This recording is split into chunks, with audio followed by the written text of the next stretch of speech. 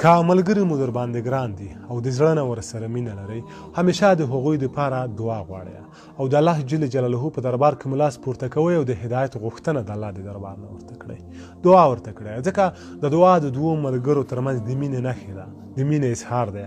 ابو دردا وایي زه مې خپلو 40 نفرو ملګرو ته چې په ما ځکه ډېر ګران دي په خپله سجده کې د هغوی د نوم په اخیستلو د دوی دپاره دعا کړه سبحان الله که په تاسو مو ملګري ګران دي د هغوی دپاره دعا کړئ او داسې یو ملګری د ځان دپاره انتخاب کړئ چې جنت ته د تلو په لاره کې تاسو یوازې پرېنږدي لاس په لاس کې درکړي او تاسو جنت ته د تلو په لاره کې همراهي کړي او تاسو جنت ته د رسېدلو لپاره هر نوع کومک وکړي تاسو ښې لارې ته تشویق کړي د داسې یو چا سره ملګري وکړئ چې د الله جل جلاله نه وویرېږي